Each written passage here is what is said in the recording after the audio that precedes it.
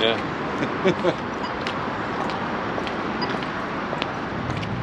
There we go. Oh, look at that. Thanks, guys. Beautiful. Yeah, this is really good. Well, I'm just in my new van. It's done about 40 kilometres now. I've just left Newcastle Gloucester as the dealership, and they were very helpful.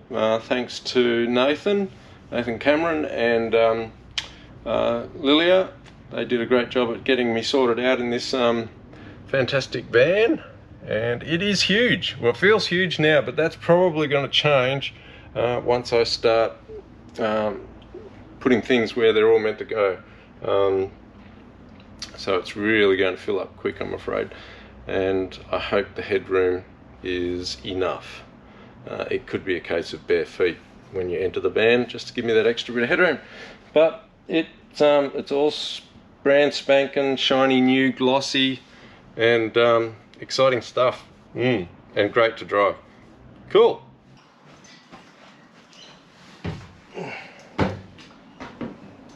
Well, this is day one of the build.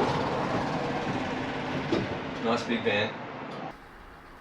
Okay, we're doing the first day's work on the van, and that entails trying to put some sound deadening in down on the wheel arches, because the van's pretty quiet.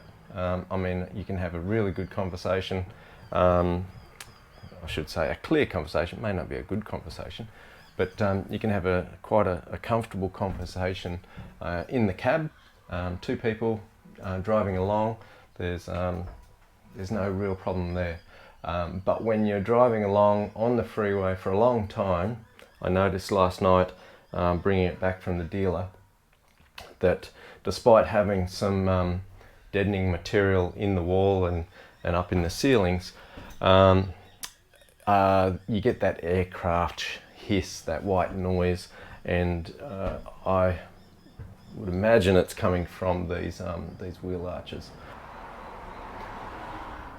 So I'm just having a little squiz in my new man cave, the new project that's going to take a few weeks, and I've had this made so it's roof rack ready, what they call roof rack ready, and I've just noticed that up in the where the roof rack track is, you may see, you can see these white or opaque spots where the bolts go to attach your roof rack.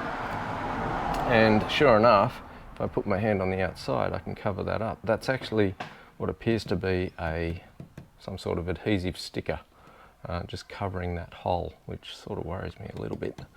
I would have thought there'd be something a little bit, yeah, I can depress that. It's quite a soft plastic. So each of those will have to be sealed up before too long. Okay, this is the first hole closest to the driver.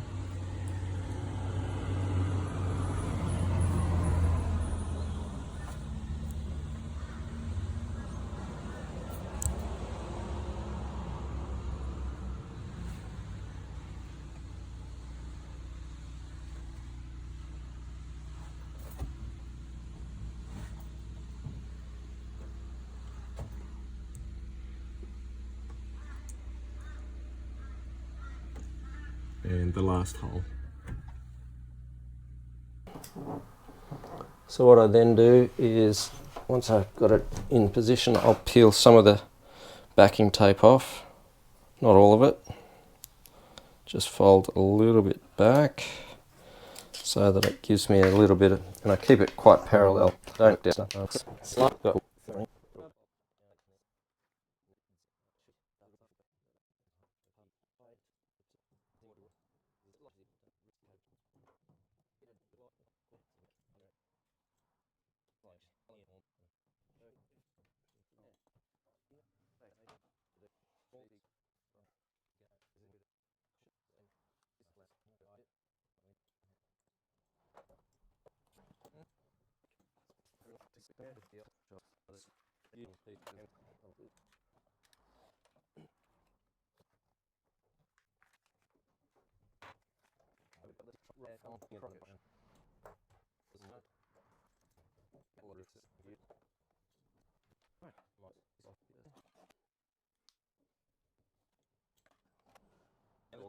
And already I can tell inside the van that the resonance has dropped significantly since when I first walked around in the van and when I was talking in the van.